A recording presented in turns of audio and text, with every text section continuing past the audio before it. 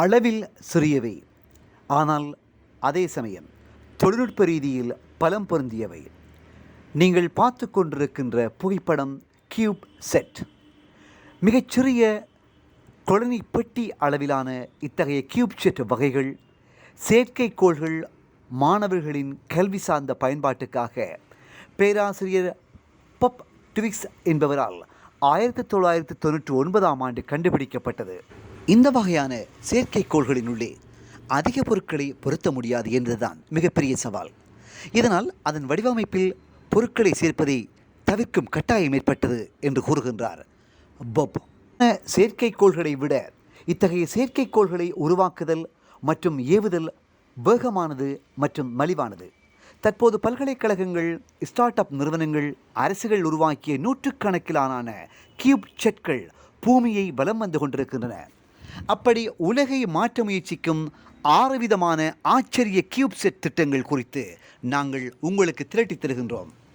அதனுடைய முதலாவது பயனாக காடழிப்பை தடுக்க உதவக்கூடியதாக கியூப் செட் செயற்கைக்கோள் காணப்படுகின்றது.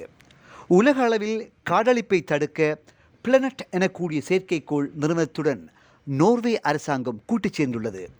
அந்த நிறுவனம் விண்ணில் ஏவியுள்ள 180 கியூப் செட்கள் பூமியை தொடர்ந்து புகைப்படம் எடுக்கின்றன. அதில் பொருத்தப்பட்டுள்ள கேமராக்கள் ஒரு பிக்சலுக்கு 3 M திறன் கொண்டவை. மேலும் அவை விண்ணிலிருந்து எடுக்கப்பட்ட புகைப்படங்கள் என்பதற்கான ஆதாரங்களையும் காண முடியும். 64 வெப்பமண்டல நாடுகளில் காடழிப்பை கண்காணிப்பதற்கான தரவுகளுக்காக நோர்வே அரசாங்கம் பணம் செலுத்தியுள்ளது. கியூப் செட்டினுடைய இரண்டாவது நன்மையாக அழிந்து வரக்கூடிய வனவிலங்குகளை கண்காணிப்பதாக காணப்படுகிறது.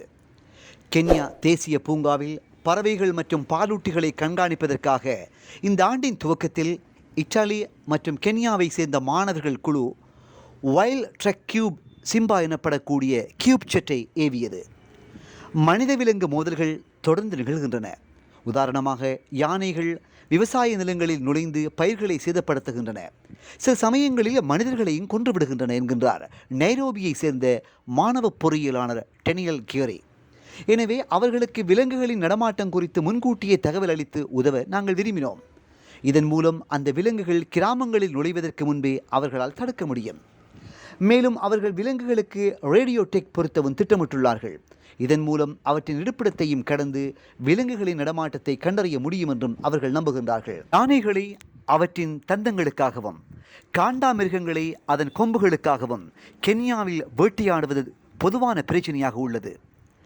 இந்த ரேடியோ டெக் மூலம் விலங்குகளின் இதய துடிப்பை உணர்ந்து ஒரு விலங்கு கொல்லப்பட்டதா என்பதையும் கண்டறிய முடியும் என்பதாக அவர்கள் நினைக்கின்றார்கள். கியூப் செட்கள் பொதுவாக சுற்றுப்பாதையில் எவ்வளவு உயரத்தில் செலுத்தப்படுகின்றன என்பதை பொறுத்து 2 முதல் 5 ஆண்டுகள் வரை இயங்கும். அதன் பின்னர் வளிமண்டலத்தில் அவை எரிந்துவிடும். கியூப் செட்டினுடைய 3வது நன்மை நீங்கள் பார்த்து கொண்டிருக்கின்ற புகைப்படம். நவீன அடிமைத்தனத்தை முற்றுமுழுதாக இது இல்லாதொழிக்கும். நொட்டிங்ஹாம் பல்கலைக்கழகத்தில் உள்ள தி ரைட்ஸ் ஆய்வகம் அடிமை தொழிலாளர்களின் இரகசிய உலகை ஆராய்வதற்கு செயற்கைக்கோள் படங்களை பயன்படுத்துகிறது. கிரீஸ் நாட்டில் வங்காளதேசத்தை சேர்ந்தவர்கள் பழங்களை பறிக்கும் அடிமை தொழில் செய்பவர்களாக உள்ளார்கள். அவர்களின் தற்காலிக முகாம்களை வரைபடத்தில் குறிக்க இந்த ஆய்வகம் சமீபத்தில் கியூப் செட் படங்களை பயன்படுத்தியது. இந்த முறைசாரா குடியேற்றங்கள் காலப்போக்கில் எவ்வாறு மாறுகின்றன என்பதை நாம் பார்க்கலாம். இந்த ஆய்வை வழிநடத்தும் பேராசிரியர் டொரின் பாயிண்ட் இதை பற்றி குறிப்பிடுகின்றார். இதன் மூலம் ஏற்கனவே உள்ள குடியேற்றங்களை காலி செய்யும் போது புதிதாக குடியேற்றம் எங்கு நிகழ்கின்றது என்பதையும் கண்டறிய முடியும் என்கின்றார் அவர். இப்படி கண்டறியப்படும் முகாம்களை நேரடியாக பார்வையிட இந்த குழு உள்ளூர் அரசுசாரா நிறுவனத்துடன் இணைந்து பணிபுரிகின்றது. முகாம்களில் உள்ள புலம்பெயர்ந்தோரிடம் அவர்கள் பேசுவார்கள். இதன் மூலம் அங்கு வாழ்வதற்கான சூழல் எப்படி உள்ளது என்பது குறித்த மேலதிக தகவல்களை அவர்களால் பெற முடியும். இந்த பகுதியில் எங்களுக்கு 50 முறைசாரா குடியேற்றங்கள் கிடைத்துள்ளன. எங்கள் உடனடி நடவடிக்கைகளுக்கு நாங்கள் எப்படி முன்னுரிமை கொடுப்பது என்பதாக அவர்களால் கூற முடிகின்றது என்பதாக தெரிவிக்கின்றார்கள் இந்த பொறியாளர்கள்.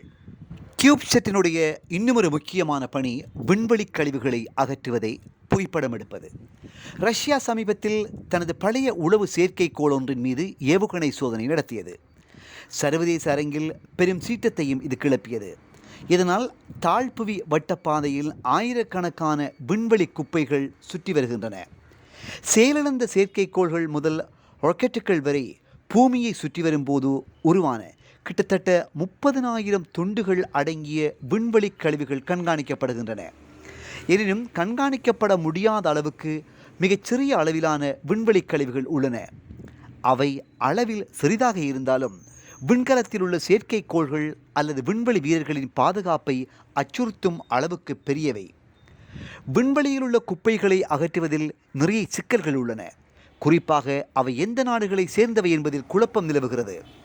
கியூப்செட் மூலம் விண்வெளியில் வேகமாக செல்லும் ஒரு பொருளை எப்படி பிடிப்பது என்ற நடைமுறை சிக்கலை தீர்ப்பதில் விஞ்ஞானிகள் ஒரு படி நெருக்கமாக உள்ளார்கள். இதற்கான சோதனைகளில் விண்வெளி கழிவுகளை நகலெடுக்க கியூப்செட்களை விஞ்ஞானிகள் பயன்படுத்துகின்றார்கள். கடந்த 2018ஆம் ஆண்டில் கழிவுகளை அகற்றும் ஐரோப்பிய ரிமூவ் டெப்ரிஸ் எனக்கூடிய செயற்கைக்கோள் தூண்டில் மற்றும் வலையை பயன்படுத்தி 2 கியூப்செட்களை பிடிக்க முடிந்தது. இந்த ஆண்டு அஸ்ட்ரால்கேல் எனக்கூடிய ஜப்பானிய நிறுவனம் எல்சா டி எனக்கூடிய விண்கலத்தை உருவாக்கியது. இது காந்த அமைப்பை பயன்படுத்தி வெற்றிகரமாக கியூப்செட்டை கைப்பற்றியது. எதிர்கால சோதனைகளில் கியூப்செட்டை கைப்பற்ற முயற்சிக்கும் முன் அவற்றை வழக்கமான விண்வெளி கழிவுகளை போன்று தடுமாறச் செய்யும் வகையில் சோதனைகள் இடம்பெறும். கியூப்செட்களினூடாக கிடைக்கக்கூடிய இன்னுமொரு நன்மை காற்றாலைகளை சரி செய்தல். குறைந்த விலையில் பலவாறாக இயங்குவதற்கு பல கியூப்செட்களை நம் தலைக்கு மேலே ஒன்றாக செயற்படுகின்றன. இந்த வலைப்பின்னல் உலகெங்கிலும் தொலைதூர இடங்களில் உள்ள சென்சர்கள் மூலம் குறிக்கப்பட்ட பொருட்களுடன் மக்களை இணைக்கின்றது. சில விவசாயிகள் தொலைதூரத்தில் உள்ள விலங்குகளின் நீர் தொட்டிகள் அல்லது சேமிப்பு தொட்டிகளில் உள்ள நீரின் அளவை கண்காணிக்க சென்சர்களை பயன்படுத்துகின்றார்கள். புதுப்பிக்கத்தக்க ஆற்றலை மிகவும் திறம்பட கையாள்வதற்கு கூட அவை பயன்படுத்தப்படலாம். காற்றாலைகள் பராமரிப்புக்காக ஆண்டுக்கு 2 முறை நேரடியாக சென்று கண்காணிக்கப்படுகிறது. எனவே ஒரு ரெக்கை சேதமடைந்தால் அது கண்டுபிடிக்கப்பட்டு சரி செய்யப்படுவதற்கு சில மாதங்கள் வரையாகும். ஃபிங் சர்வீஸ் எனப்படக்கூடிய நிறுவனம் காற்றாலைகள் சுழலும் போது ஏற்படக்கூடிய ஒலியை கண்காணிக்கும் சென்சர் ஒன்றை உருவாக்கியுள்ளது. இதன் மூலம் அதன் ஒலியில் ஏற்படும் மாற்றத்தை பொறுத்து சேதமடைந்த பிளேடை கண்டறியலாம். மேலும் இந்த ஒரு கியூப்செட் நெட்வொர்க் வழியாக காற்றாலையை இயக்குபவருக்கு தெரியப்படுத்தலாம். இதன் மூலம் சேதமடைந்த அந்த இறக்கையை அல்லது பிளேடை விரைவாகவும் அதிக திறனுடையதாகவும் சரி செய்ய முடியும். அறிவியல் அற்புதமான கியூப்செட்டினுடைய 6வது நன்மையாக தொலைதூர விண்வெளியை ஆராய்தல் முக்கியத்துவம் வருகின்றது. பெரும்பாலான கியூப்செட்கள் பூமியை நோக்கி செலுத்தப்படுகின்றன. ஒரு சில கியூப்செட்கள் நட்சத்திரங்களை நோக்கி செலுத்தப்படுகின்றன. 2018ஆம் ஆண்டில் ஆழமாக விண்வெளியில் ஏவப்படும் முதல் கியூப்செட்டை நாசா முதன்முறையாக செலுத்தியது.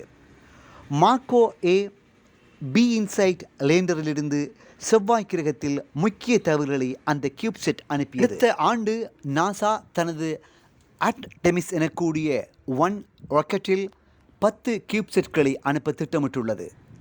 ஒரு உயிரினத்தின் மீது ஆழமான விண்வெளி கதிர்வீச்சின் விளைவுகளை சோதிப்பது மற்றும் நிலவின் தென் துருவத்தில் நீர் படிவுகளை ஆய்வு செய்வது ஆகியவை இந்த ஆய்வுகளில் அடங்கும். இவை அனைத்தும் என்றோ ஒரு நாள் மனிதர்களான நம்மை மீண்டும் ஒரு தடவை நிலவில் தரையிறக்கும் ஒரு திட்டத்தின் பகுதியாக காணப்படும்.